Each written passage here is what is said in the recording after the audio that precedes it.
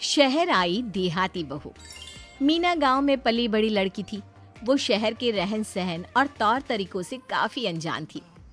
गांव की भाषा और सिंपल सा पहनावा वही उसकी पहचान थी। दूसरी तरफ राहुल एक मॉडर्न, हैंडसम, स्मार्ट लड़का। राहुल की माँ सोनमती एक ऐसी बहू चाहती थी जो उनकी जी हजूरी करे, जिस कारण वो अपने बेटे की शादी उसकी गर्लफ्रेंड से ना कराते हुए एक देहाती बहू की तलाश में थी। अरे सोनमती, अब तो कर दे बेटे का ब्याह। जैसी लड़की चाहिए वैसी मिलती ही नहीं, कैसे कर दूं ब्याह? आजकल की लड़कियां काफी तेज हैं। अरे सब नहीं होती। मेरे दूर के भाई की बेटी है मीना, गाय जैसी सीधी है। मुझे सीधी सादी बहू ही चाहिए, तू तो जानती है।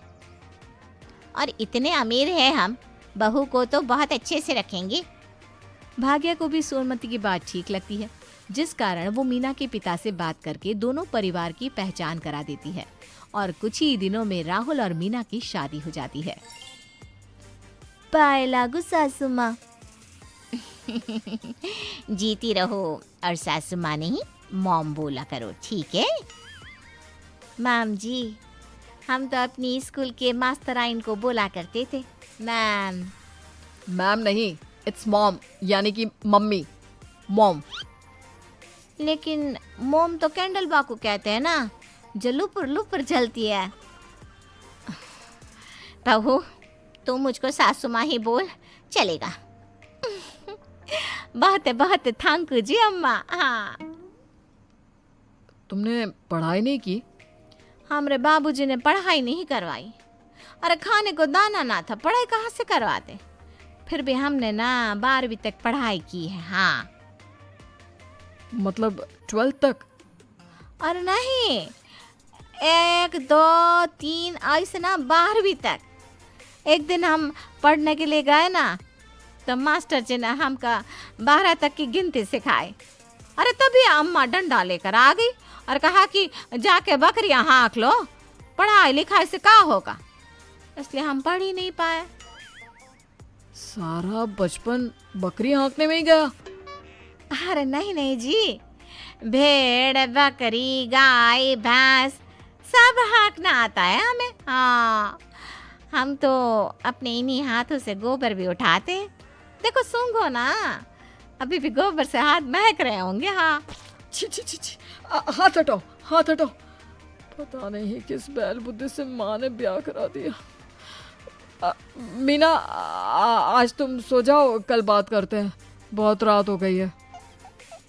जी, जो पुरानी फिल्मों में शादी की पहली रात को बत्ती बंद करते हुए दिखाते थे, असलियत में वैसा नहीं होता का? अच्छा, तुम्हें ये पता है? हाँ, लेकिन बत्ती बुझाने के बाद क्या होता है ये नहीं मालूम। चलो मैं बताता हूँ। और फिर लाइट बंद हो जाती है। अगली सुबह, बहू, ये क्या पहन लिया तूने? अरे अम्मा जी, हमने ना फिल्मों में देखा था, शहर की मैम लोग ना यही तरह के छोटे छोटे कपड़े पहनकर घूमती है, तो हमने भी अपनी समीज काट कर पहन ली। सत्यानाश हो। अरे पसंद नहीं आई का? और छोटा कर दे का इनको, हैं? वैसे हमको भी ना थोड़ी बड़ी तो लगी रही थी है? सोचा था देहाती बहू लाऊंगी, उंगली पर नचाऊंगी। ये तो शहरी अंदाज में नाच रही है। बहू देखो, वो सब बस फिल्मों में होता है, जाओ जाके कपड़े बदल लो। तो का अम्मा जी, शहर का जीवन भी गांव की तरह होता है। हाँ, थोड़ा सा फर्क है, लेकिन वैसा ही होता है। अच्छा अच्छा अच्छा अच्छा, ठीक बा। शाम में, बहू, ये घर में इतना धुआं कैसे? अब अम्मा जी, हम ना गरम गरम रोटी बना रहे हैं चूल्हे पर। अरे बैठो ना, गर्मा गर्म खाना परोसते हैं आपको भी। तुमने चूल्हा क्यों जलाया है? गैस कहाँ गया? और आप ही ने तो कहा था कि शहर भी गांव जैसा ही है, इसलिए हमने ना गैस हटा दिया। वो क्या है ना, गैस के खाने में वो स्वाद भी तो नहीं होता। अरे दिमाग खराब था मेरा। क्या कह दिया इससे मैंने? हाँ हाँ वो ठीक है, लेकिन अरे लेकिन कछु ना, आओ बैठो ना, हम खाना लगाते हैं।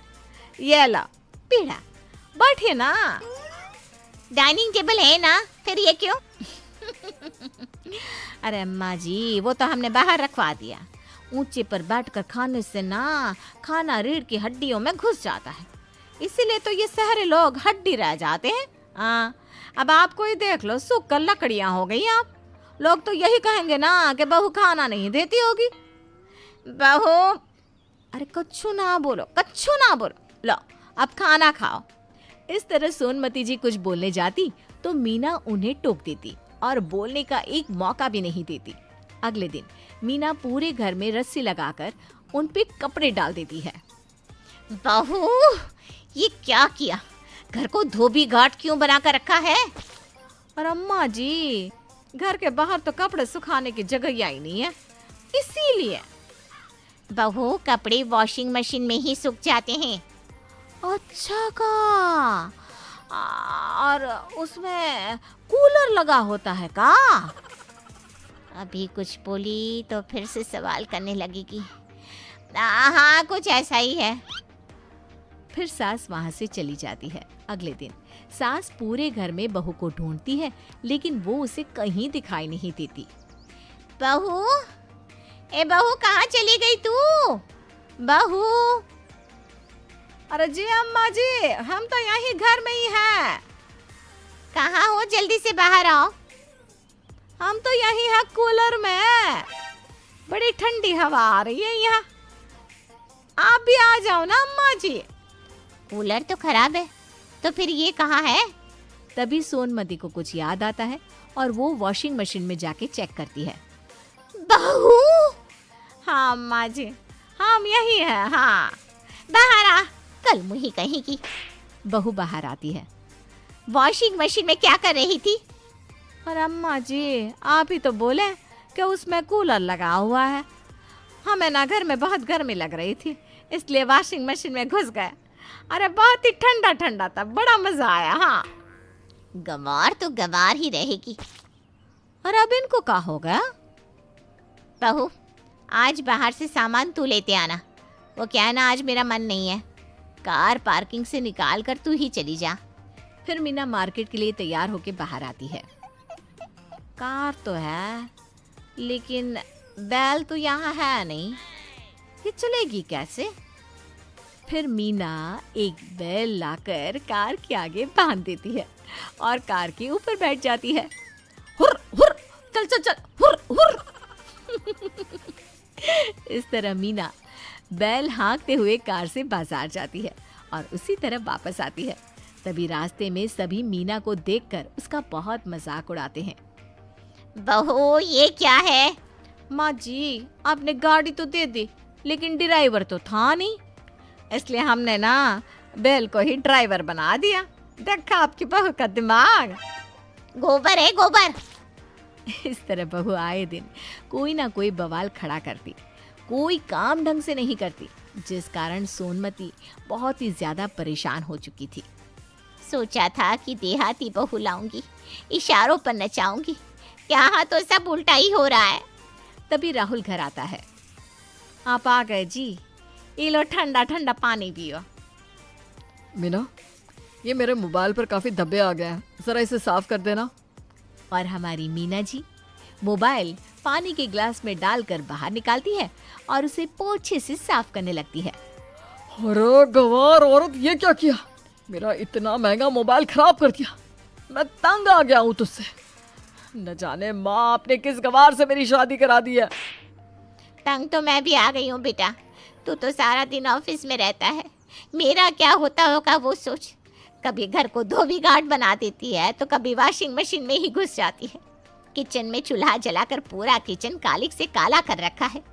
डाइनिंग टेबल भी गायब कर दिया है। घर में पोछा मारने को बोलो तो गोबर से घर गंदा करती है। घर की दीवारों पर उपले बनाकर सुखाती है। अरे क्या करूँ ऐसी बहू का मैं बेटा। आप ही तो देहाती बहू चाहती थी ना माँ, जिससे आप अपनी उंगलियों पर नचा सको। अगर मेरी गर्लफ्रेंड से शादी करवाई होती तो ये नौबत ना आती। मेरी हिम्मत ही मारी गई थी जो बहू को उंगलियों पर नचाने का ख्वाब पूरा करने के चक्कर में इस नमूने को घर ले आई। सोचा था गांव की लड़की है, गाय के जैसे सीधी होगी। ये तो इतनी सीधी है कि गाय भी इसके सामने चतुर चिड़िया। लेकिन बेटा तू चिंता ना कर, अब मैं इसे यहाँ से भगा देती हूँ। फिर मैं खुद तेरी शादी तेरी गर्लफ्रेंड से कराऊंगी। अब उसकी जरूरत नहीं है माँ, मैंने ऑलरेडी उससे शादी कर ली है। काजी अब बिना बताए हमरे सौतन घर ले आए, पर कोई बात ना। हे भगवान, अब तो हमारी जिंदगी स्वर्ग सी हो जावेगी। ये तो क्या बोल रही है? तेरा पति तेरी सौतन ला रहा है, रोने की जगह खुश हो रही है तू? खुश हो भी क्यों ना बेचारी, खुद ही खुद की सौतन जो है। क्या मतलब? माँ, मीना ही श्वेता है मेरी गर्लफ्रेंड। आपको ऐसी बहू चाहिए थी जो आपके उंगली पर नाच सके, और मैं श्वेता के सिवा किसी से शादी नहीं कर सकता था। इसलिए भाग्या आंटी के साथ मिलकर हमने ये प्लान बनाया, और आपने श्वेता को गाँवटी मीना समझकर हमारी शादी करा दी। देखा, अगर सच में कोई गाँवटी बहू लाती तो क्या होता। सही कह रहा है बेटा, फिर तो हम दोनों की जिंदगी नरक ही हो जाती। तीनों हंसने लगते हैं और सोनमती को ये एहसास होता है कि वो अपने बेटे के प्यार को उससे जुदा करके कितनी बड़ी गलती कर रही थी, जिसके बाद वो श्वेता को अपना लेती है और सभी खुशी से रहने लगते हैं।